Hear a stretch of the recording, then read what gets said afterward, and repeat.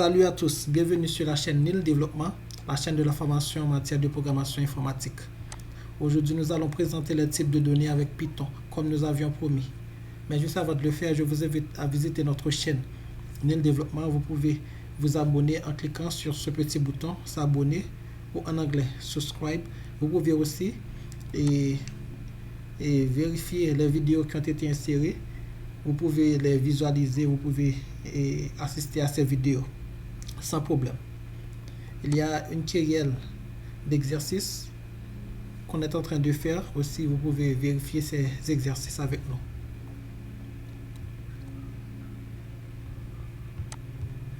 Aujourd'hui, nous allons présenter les types de données.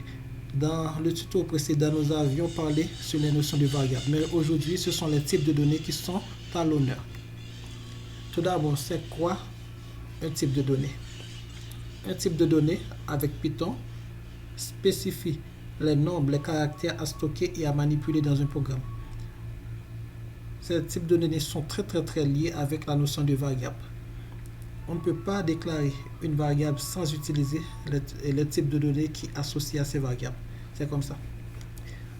Il existe plusieurs types de données, mais en Python, nous avons sélectionné 4 types qui sont très importants. Ce sont les nombres, les booléens, les chaînes et aucun. En anglais, c'est numbers, booleans, strings, none. Nous allons parler de ces types un par un. Concernant les nombres, ce sont les nombres entiers, ce sont les nombres à virgule flottante, qu'on dit ce sont des réels, ainsi que des nombres complexes. Les nombres entiers peuvent être de n'importe quelle longueur. Ces nombres ne sont pas limités par la mémoire disponible sur votre ordinateur. Tandis que les nombres à virgule flottante, qui sont des nombres réels, et sont limités. Ils sont précis jusqu'à 15 décimales en Python. Il y a aussi les nombres complexes que nous connaissons sous forme de nombres réels et nombres imaginaires. Il y a une partie réelle et une partie imaginaire.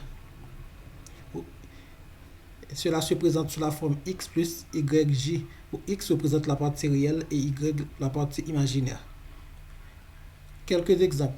Pour un nombre entier, 1 est un nombre entier, 2, 3, 15, ce sont des nombres entiers. Mais si je prends par exemple 1.0, 1.6, 1.8, ce sont des nombres réels, ce sont des nombres à virgule flottante. Il y a les types booléens aussi. Ces types sont très essentiels lorsque vous utilisez des instructions conditionnelles en Python. Ils sont identifiés par la valeur true or false. Ce sont des concepts et des mots anglais. Mais vous pouvez dire oui ou non aussi.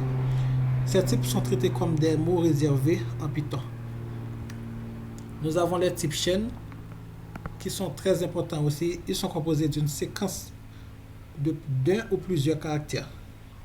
Et ces caractères peuvent inclure des lettres, des chiffres, des espaces et d'autres types de caractères.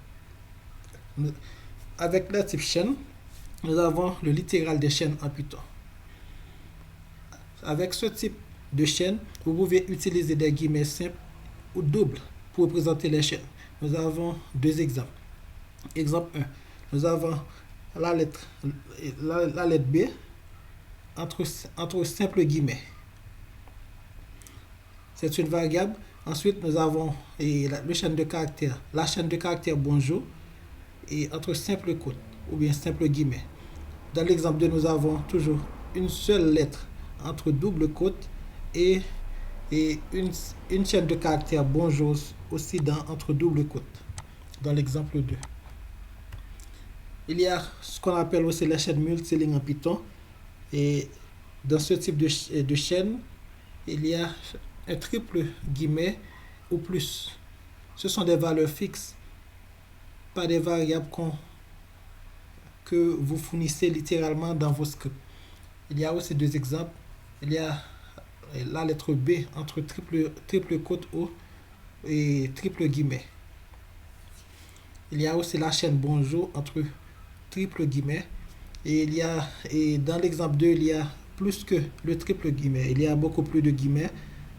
Et on utilise la lettre P, une seule caractère. Et le pays, qui est une chaîne de caractères entre plusieurs guillemets. Ensuite, il y a le type de caractère non. Il signifie aucun. C'est un autre type de données spéciales en Python. Il est fréquemment utilisé pour présenter l'absence d'une valeur. Par exemple, si je déclare une variable argent qui reçoit la variable de type none, qui signifie rien. Et c'était avec vous et la chaîne Nil Développement pour la présentation des types de données avec Python. J'espère que ce tuto vous a plu. Je vous demande de partager la vidéo, de commenter, de liker. Et on va se voir dans le prochain tuto pour l'indentation en Python. La notion d'indentation avec Python. Merci et à bientôt pour un autre tuto.